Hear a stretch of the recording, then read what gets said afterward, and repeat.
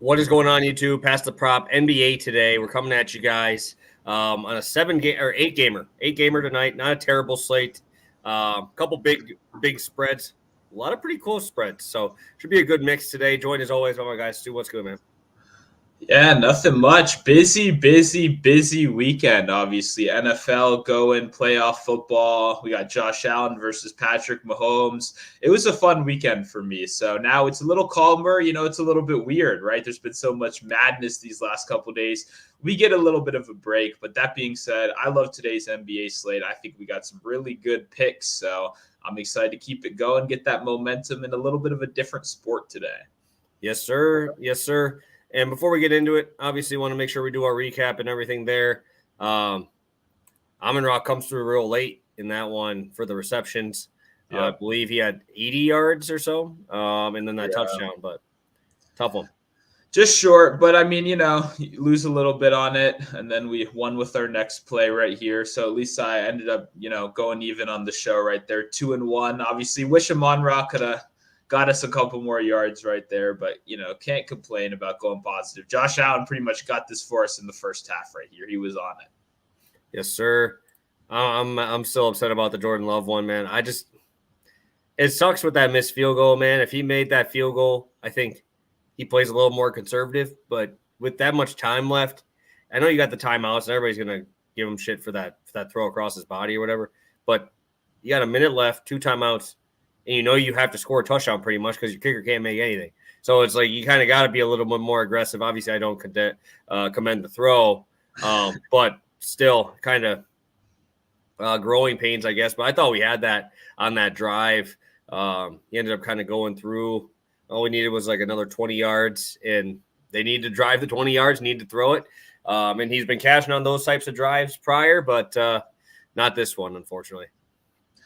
Yeah, that was a heroic effort. That was a fun game. Obviously, to kind of challenge the 49ers like that is something that not a lot of people expected. So it was good football. I wish you could have got it, but I did have Niners money line paired with Bo Melton in a bet. So I was very happy that they ended up winning. I would have been very sad if the Niners lost me that bet right there. Yep, and then I had Amon-Ra with Goff. That one cashed pretty easily there. Goff, I think, flew over his actual number. Amon-Ra obviously got 8 catches in that one. So total, our plays ended up being, I put plus 0.8 units. We ended up going 3-2. And me and you both cashed our touchdown, guys. I don't know if we count that. Obviously, it was for a parlay with the other one there. But, yeah, we cashed both of ours with Kittle and Lamar. And then Rashi, I think, got hurt like right on the goal line on the one time that he was down there. But I have Kelsey and best ball in my one league that's left, and we're heading on to week number 3. It's a big one for me. I got to make sure we do well on that one, hopefully. Yeah, that crushed me right there because I had the Rice touchdown as part of a parlay, and then I had Rice Shakir touchdown parlay, which would have cashed. And then he went down. Okay, no big deal. They gave it to me, Cole Hardman. I have him for a touchdown, plus 800. Gets tackled at the 1-yard line. I can't get these right, man. I'm getting absolutely torched by these long shot touchdowns right here. I wouldn't care if they didn't get a target all game. That wouldn't bother me at all. It's the constant losing Andrew Beck, the fucking Houston fullback at the 1-yard line, using the fucking Cleveland Harrison Bryant at the 1. You're killing me. These are 50-1. Just don't throw to him. I would much rather you just don't throw to him. Stop getting tackled at the 1, guys. You're killing me over here. Yeah, I don't bet on those. So I'm that would make that game so much more infuriating to me on those. And RIP to all those James Cook touchdown bettors. I saw a lot of people on that. I saw a lot of people on his yards, and fuck. Yeah, I don't know, man. Not much to say on that one, but yeah, let's get into some NBA. We got our full slate all taken care of there. Let's take a look. Oh, wow. Okay. We should probably get into this pretty quick. LaMelo probable, Nick Richards now doubtful for today's game. We'll talk about that in a second here. But let's talk about this slate, Stu. We got an 8-gamer. What game are you looking forward to the most here on this slate?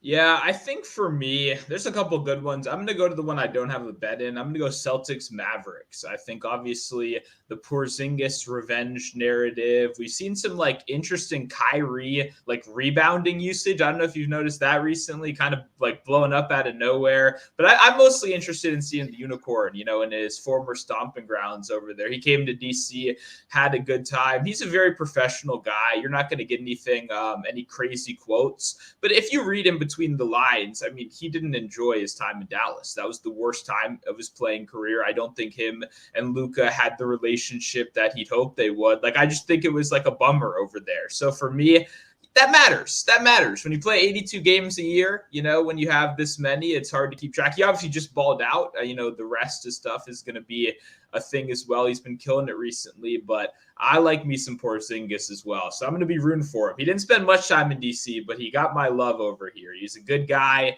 great player, improved a lot kind of in the shadows where nobody really saw it, and now he's balling out again. So I'm definitely excited to watch that one. Yeah, I mean, I like the shit teams. Obviously, I like the teams that aren't playing that well, like the Toronto game. I do like that one. But I think I'm going to go Cleveland or Orlando because it's actually a good basketball game. It's going to be an interesting game. I obviously I usually like to bet on my boy Goga. But yesterday, he gets a coach's decision sit, doesn't play. I used to bet all of his stocks. That was like one of my things with him. The dude is like the second or third best defensive center. And then he just doesn't play now that Wendell Carter's back. So curious how that goes. You're going to need all the size you can with Jared Allen down there just absolutely balling out. So we got Donovan Mitchell and Jared Allen heading into Orlando tonight. Two pretty good teams right now. Yeah, I think we're both surprised at how well Cleveland's been doing with the extended absences of Mobley and Garland. But then you go to Orlando, they've had a shit ton of injuries throughout the year. Franz Wagner back tonight.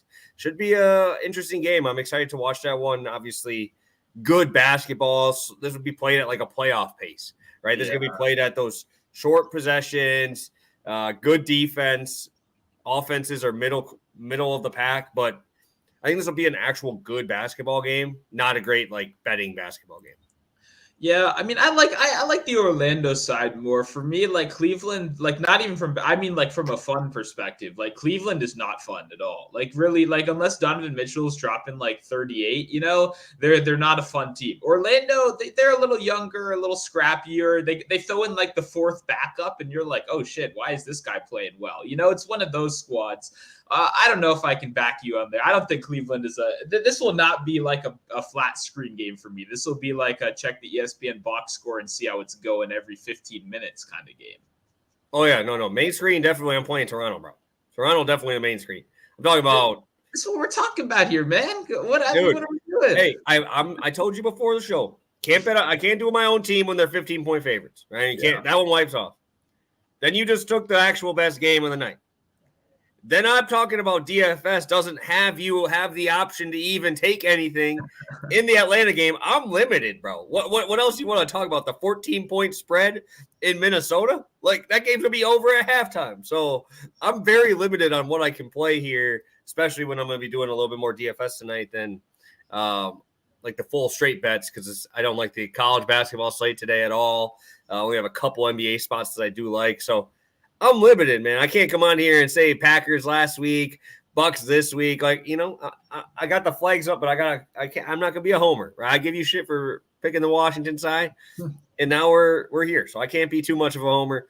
So I'm gonna get ready, and I'm like I said, good basketball and shit basketball. We like both of them, so should be exciting. Obviously, a lot of injuries in that Toronto game should make that one pretty interesting, intriguing for DFS. Stu, I know we talked about having this show be a little bit shorter today, just because it's a smaller slate for a show. And obviously we got through all of our NFL 10 minutes in. We got 25 viewers in here. Hit that like button, guys, if you could. And let's get in some plays. Let's get it going. Sounds good. I'm sticking in the first quarter today, staying in the comfort zone. We're going to DeJounte Murray over 5.5 first quarter points. This is minus 128.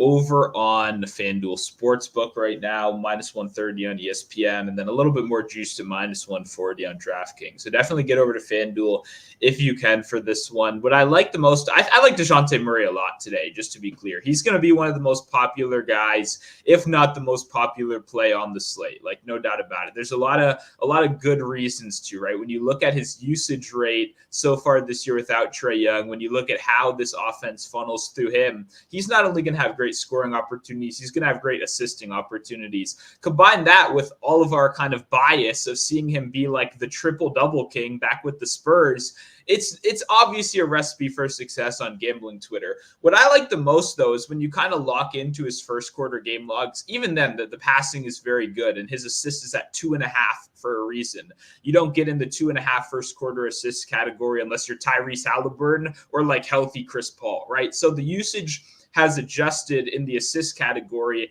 overall, but especially in the first quarter. So obviously we know the ball is going to be in his hand right here. But what I like the most is when we think of what DeJounte Murray is, he's a score first, attack the rim, let's get downhill, aggressive kind of point guard. He's very good in transition. That's where he excelled a lot of his scoring in the past. And I think we're going to have opportunities to run. I mean, this is going to be our pace up game right here. We have the chance, obviously, on the other side. We have two top 10 pace teams right here. I think we're going to get a little bit more speed. We're going to get a little bit more action.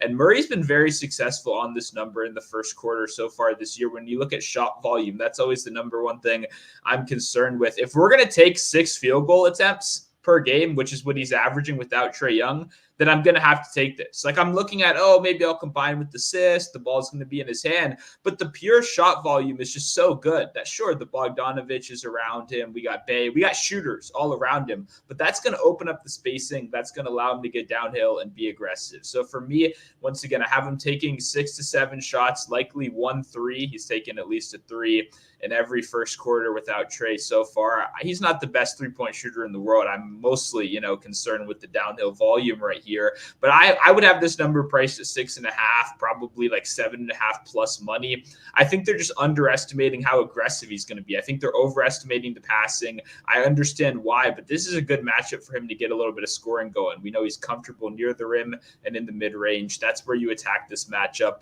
The pass performance has been good. I think all the pieces together are coming, really well for a first quarter showing right here. Yeah, and you see a lot of these ball-dominant guards go get their own points early in games to get that attention later in the games for the kickouts, right? Those extra assists later in that first half, later in that third quarter, right? You see a lot of those guys start getting those assists, start pushing for that later in the game. And especially here, you take away Trae Young, that's a huge, obviously, a huge hole to fill. And we talk about Sabonis as a great guy, a great player all the time. He's not good defensively, bro. Fouls a lot. Obviously, that's another option here to have. I think Murray cooks this one too. Obviously, high pick and roll. He's going to be the guy with the ball in that high pick and roll with Clint Capella there now. And like I said, I'm a Sabonis fan, but I'm not a fan of that defense that he plays. Yeah, I'm not worried about that at all. I'm very glad you brought that up right there, because when you look at the other two matchups, right, the last two he's ran into, Bam Adebayo, 9 points in 10 minutes. Joel Embiid, 7 points in 9 minutes. And then he had the cupcake 11 points against Detroit. So he's 3 for 3 on the season. Sure, that's impressive. But yeah, let's talk about the centers he was facing. Let's talk about the defense. He just knocked this number out of the park against two of the best, right? Teams that are great at switching on to guards and slowing down that production. Miami would be like the worst case matchup. And he still cashed this without him last game. So I'm glad you brought that up. Obviously, no hate to Sabonis. We love the guy. Keep crashing those triple doubles. But hey, he allows some points in the paint. Murray should take advantage. Yeah, you talked about shot volume. I'll be heading over to the center's position. We talked about Sabonis a little bit there. I'm heading to Nikola Vucevic, a guy that has not been on the short list of people wanting to bet on him much this year. I know a lot of people do not like Vooch. A lot of people were asking for him to get traded. But the thing is when he plays, man, and he's healthy, he's pretty damn good. And in this spot without Levine, I want to go to this spot. I love playing these guys after a huge blowout where they either win by a blowout or get blown out and their minutes just take a huge dip. and you're like, oh, this guy's sucking. Look at his box score. Why do you only play 28 minutes? Bro, these guys literally beat Memphis by 30. Mind you, that's without all these other dudes. He went for a double-double, 11 and 11 in 25 minutes. But competitive games, right? The two competitive games prior to that were Cleveland and Toronto. This boy was playing 36 minutes per game with 20 shot attempts per game in those spots. Obviously, you need to have Noah Levine in there to get that type of volume. I don't expect that when he is in. Obviously, very high volume type of shooter there, but you see him grab 24 points in multiple games this month. You see him grab up to 16 rebounds, having 14 or more rebounds in 3 of the 9 games this month. It's tough for me to get away from Vucevic, especially with the amount of rebounding chances we've been seeing. Just going over these last 3 games without Levine, he's at 19 rebounding chances per game and grabbing about 12. So I think he can get there really easy on rebounds. You obviously have Nurkic on the other side, who, again, we talk about it all the time when other guys play in offense. Where is his average rebound distance? Nurkic just towards the top. It's only 4.1. He is right underneath the hoop. I love to have Vucevic down there. Patrick Williams is a guy who I'm worried about grabbing those rebounds, but he's a game time decision like always. And obviously going to be having his hands full there with KD, right? He's going to be guarding up on KD. So I think that's the main focus is him going on KD. We've had Patrick Williams spiked rebounding games, but I don't think that's one of them, right? When you have to worry about one of the top 3 scorers in the NBA right now, rebounding the basketball is not priority number 1 here. So I think that's obviously a good spot. I also like looking at Nurkic versus centers who could shoot recently. And dude, Duop Reith put up 18 and 7 on this dude. Right? A guy that makes you go out there. He didn't go out there. So what makes me think he's going to do that here? You keep going down this list. I mean, Jaren Jackson, right? A big guy was playing the center in those games, went for 28 and 10, shooting an outside shot, grabbing boards underneath. I have a feeling this is one of those big games there. I didn't want to throw assists in there just because of all the minutes that you're going to have point guard Kobe White out there, who, very, very ball dominant, and obviously have DeMar out there as well. But I think this is a much better match than people give it credit for. I'm not worried about Nurkic down there. Dude just fouled out in 18 minutes. He's going to be a little bit more cautious defensively to stay on the court. Because guess what? If he fouls out again, I get Drew Eubanks on fucking Vucevic. I'm a happy camper there, bro.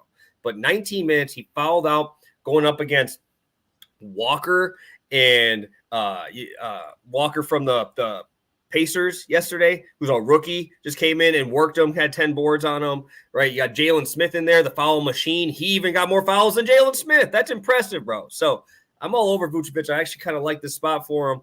I know a lot of people aren't looking at this game because the total's not great and Chicago plays slow, but pace up spot for him significantly. I'm not worried about Nurk, especially after a 19-minute foul-out game. Sign me up for some Vucevic tonight.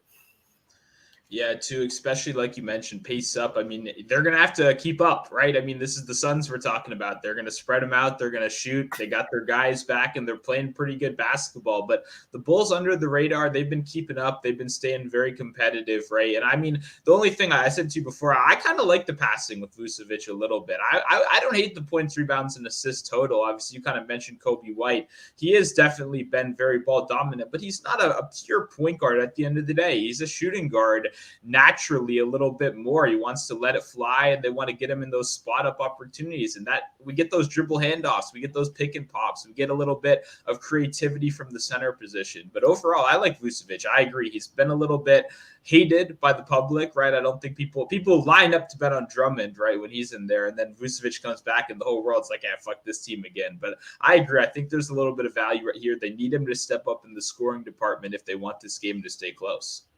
Yeah, 8 games this month, averaging 32 minutes per. In 2 of those games, he didn't break 25 minutes because of blowouts there. So you're going to get mid-30s, maybe even upper 30s. We've seen multiple games where he gets to that 36 to 38 minute mark. I'm a big fan here of Vucevic tonight. And again, when we have these recency bias games where you have these blowouts, the dude just went for 24 and 14 the night before that, right? So it's not like it's like they blew them out. Like they beat them by 30. Memphis had nothing to stop anybody in that game, and they pulled their starters with like to start the fourth quarter. So definitely a spot I want to go to, hit that in 2 of 3 prior to that blowout last game. So, all right, Stu, heading on to number 2 plays for each of us here. If you have any questions, guys, we got 34 live viewers. Hit that like button again. If you got questions, drop them in the chat. Like I said, we're going to make this a little quicker show, but we'll get to all your questions if you got them. Stu getting us some plus money here on this one. Oh, yeah, we're staying on FanDuel, staying in the first quarter, baby. We're going to LaMelo Ball, over 5.5 first quarter points, plus 110. I think they mispriced this one a little bit, guys. I think this number is wrong. And if you notice, across the board, LaMelo Ball numbers right now are really low, right? The points, the rebounds, assists. If you put them in a prop stock cash, one of those kind of apps, you're going to go, oh my God, this is a must bet, right? And obviously, if you look at the matchup, you look at the spread, 14 points, you see, okay, maybe this isn't a must bet. If you don't know how the first quarter markets are like made, they're just derivatives of the full game, right? And they just kind of bring it down to the first quarter, and they generally use averages. These are not sharp markets whatsoever, right?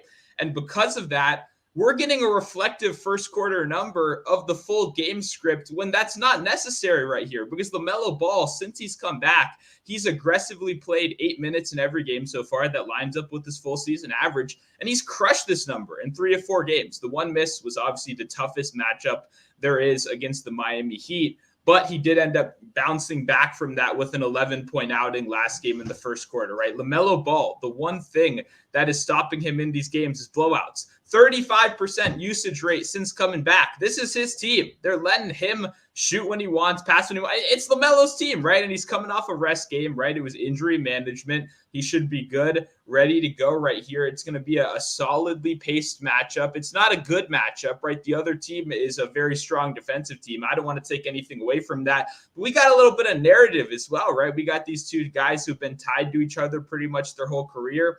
LaMelo's 4-1 against him so far. I'm not going to say that's going to transition. These are much different situations, but it is important to note that these guys are going to be going at it, right? These two do not, I don't know if they don't like each other, but they're both trying to prove something.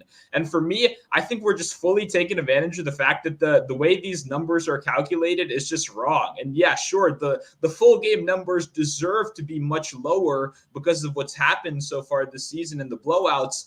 But this isn't accounting for that. We're only playing the first quarter right here, so we don't need to worry about that. So this is 3 buckets right here for LaMelo Ball. The volume's going to be good. He has 5 free throws in the first quarter in one of these games. He's aggressive. He's getting after it. Definitely love over 5.5 first quarter points.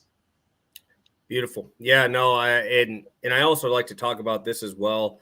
When you look at this team, dude, they are so like condensed in their scoring. For Charlotte, now you have no Nick Richards, which should help because those are like alley-oop passes pretty much every time for them. That's really the only way Nick Richards scores.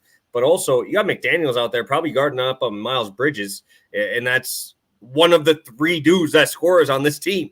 Outside of those guys, you bring P.J. Washington off the bench a lot of the time now. Like, Miles Bridges has a fat usage rate as well. Those are like the 3 dudes that'll probably add up to damn near 100% usage. And now you had to take one of those away with one of the best wing defenders in the NBA. I think that definitely adds on to it. You're going to have Edwards probably guarding LaMelo now that Mike Conley is out. So when you got that little rivalry there, I think it'll be a fun one there. And I think this is going to be a fun matchup. Total's pretty high. So I think that this is going to be a fun one here.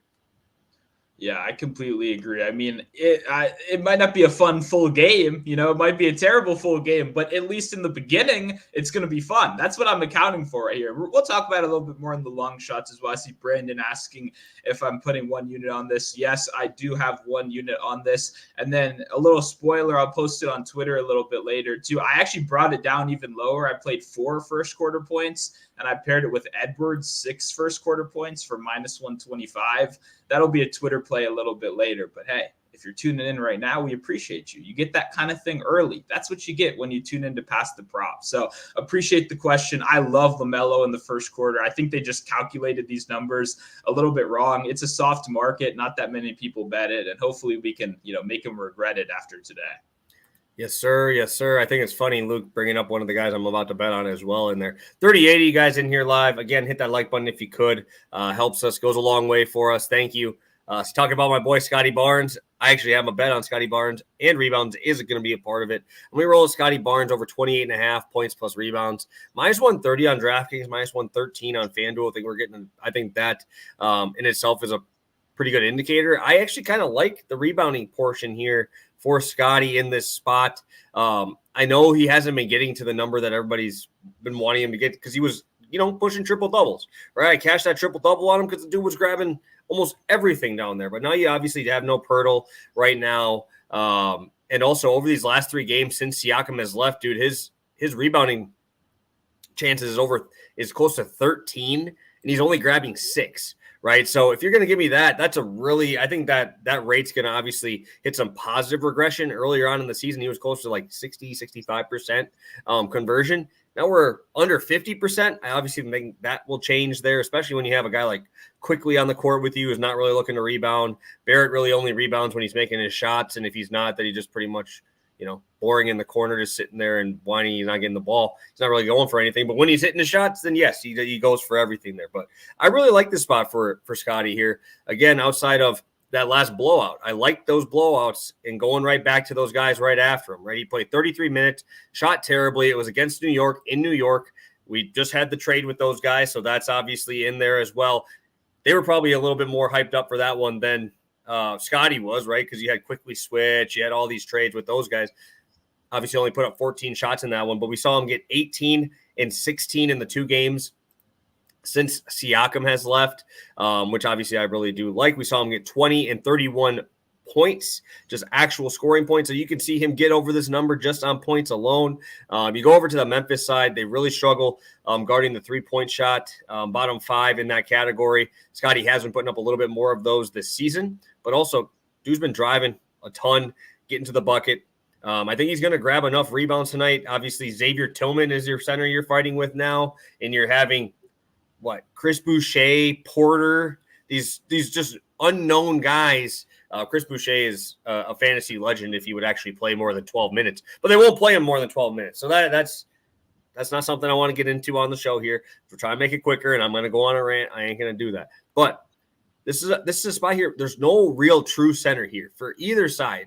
Xavier Tillman's going to be playing more like the 4, right? You have Jaren Jackson down there who plays like that same position, right? They're just using Xavier Tillman because they need more bodies. They just don't have enough bodies on this team right now. You're missing Bane. You're missing all these guys. You got Luke Kennard out there who isn't going for rebounds. All these dudes, who's going to grab these rebounds? I'm thinking it's going to be a ton of 3-point shots coming up from the Memphis side. I think Toronto's going to shoot a ton of threes as well with how bad Memphis guards them. So outside of Scotty putting up numbers on the offensive end, I think he grabs at least 7 to 8 rebounds in this one. And I think he's going to obviously score 20, but I think he has the pop-off opportunities in these as well. We saw a 13 rebound game against Boston while Siakam was still there. And then, like I said, averaging 6 since he's been gone. But man, 13 rebound opportunities and only converting 6 per game in these 3 matchups. I think he gets that positive regression coming here sooner rather than later. Yeah, and I mean, I think the biggest thing is just kind of how close this game stays. You kind of nailed it. The matchup is really good. Obviously, Memphis has a whole load of different problems right now. Obviously, with all these injuries they got going, it's ugly. It's ugly. That's really the only way to put it. So I like the way you kind of mentioned the long rebounding opportunities, a bunch of threes being launched from both sides. I think there's plenty of opportunity for, Barnes to get this either in the scoring department or in the rebounding department. So I've had a tough time with overs on the Raptors so far this year in general. It's not something, I love going to, but I think if this game stays close and competitive, it should get done.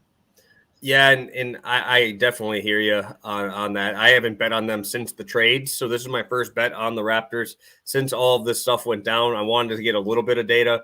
3 games, I think, is enough for me to kind of know what the role is. But like I said, I like going to these games after this recency bias, man. Like, obviously, he only grabbed 6 rebounds and 7 assists last game, but he only played 33 minutes. Didn't even get those last minutes. He usually plays 37 minutes a game, 38 minutes a game, man. So it's like, I think he would have grabbed at least 1 or 2 more in that spot anyway, and didn't shoot well either. So I think that's going to obviously come around here. And I'm, like I said, love rolling with Scotty Barnes, fills up the stat sheet.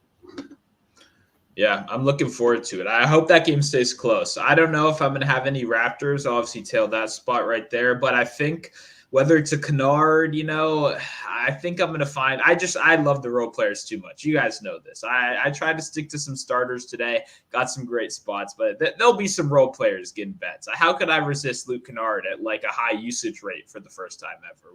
We got to roll at least once. Yeah, and just throw something else on there before we get into long shots. We're right at the 30-minute mark. We got about 5 minutes left. We're going to try and get this done for you guys a little quicker. But Memphis, like I said, fifth worst in terms of three-point percentage allowed. Toronto, not much better, only 0.3% better, man, 38.2% three-point allowed. So that's obviously leaning towards your Kennard spot, just not being able to get out there on the three, and definitely when you have Quickly out there trying to guard somebody, he's obviously more worried about getting that bucket than defending that bucket. So definitely going to be leaning more towards those guys hitting some big spots. So, all right, Stu, let's do a quick recap. And I know you have a long shot. I do not as of yet. Mike posted on here, so make sure you subscribe and have that notification bell on to know if we do drop anything else. Let's go a recap here first.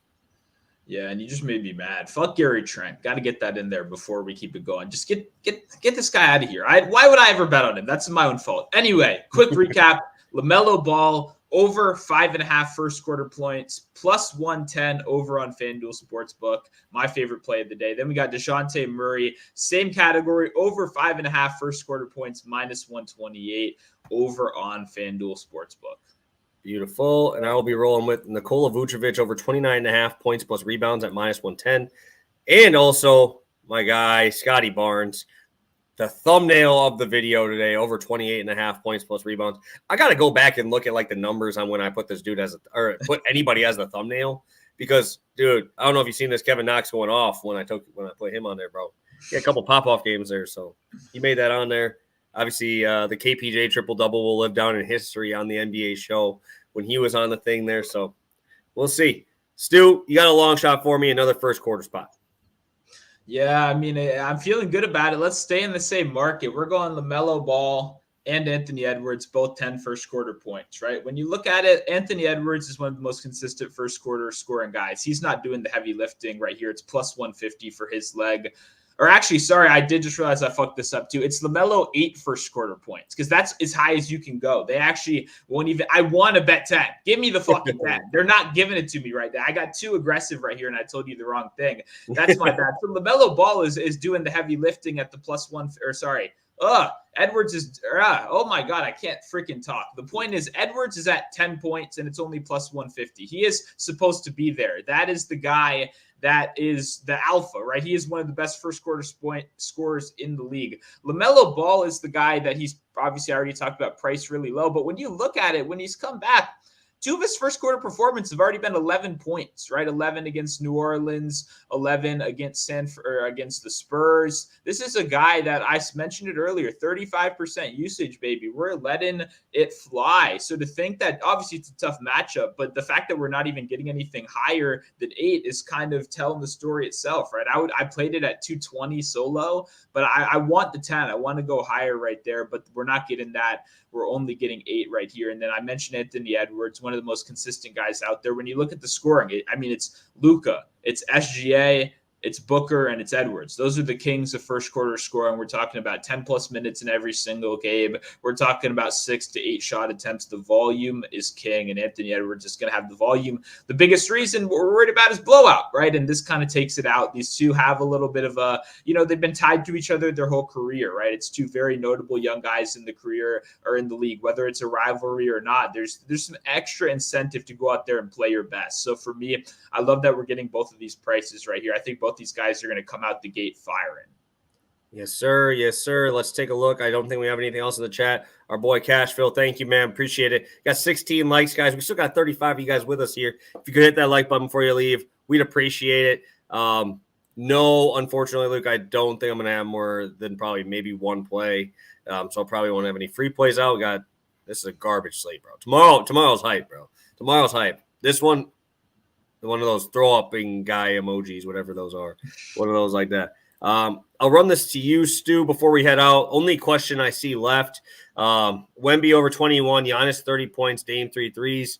This is obviously the Bucks, Pistons, and Spurs facing off against Philly. I don't know if you need to go into each leg specifically, but is there a spot that worries you in this one?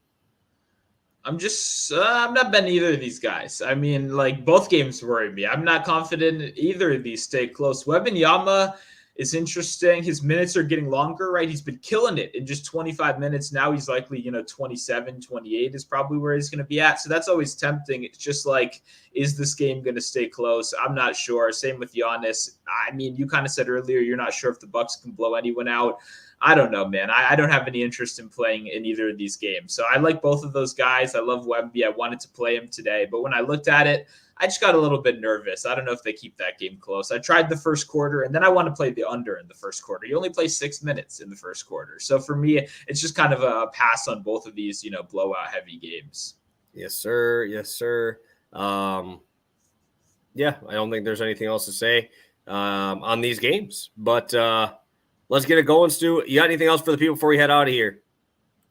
Hey, make sure you're tapped in over whether it be Twitter, Discord, all that stuff. Leave a like if you're enjoying the content. Successful weekend for me in the NFL. It was a fun one, and hopefully ready to do that again. We already have lines out, guys. The books are not sleeping, so we shouldn't either. So I'm going to have some stuff sooner rather than later if you want to follow that. Make sure you're followed on Twitter. That's where everything flows through. That's where you get notifications for this and all the other good stuff. So make sure you're tuned in over on Twitter. Leave a like on this video. And hey, hopefully we got you guys with some winners, and you'll come back again on Wednesday, and we'll do the same thing all over again. Yes, sir. Yes, sir. Prayers up. We got one best ball left heading into this week. One of these. Hopefully it'll stay through here. Got the 3-man lion stack with Kelsey left. It's gonna be interesting here. Hopefully we can get through it. So thank you guys so much. We'll see you guys Wednesday, same time, with some more Pass the Prop NBA. Hopefully coming back after a sweep here. So best of luck, and let's make some money tonight.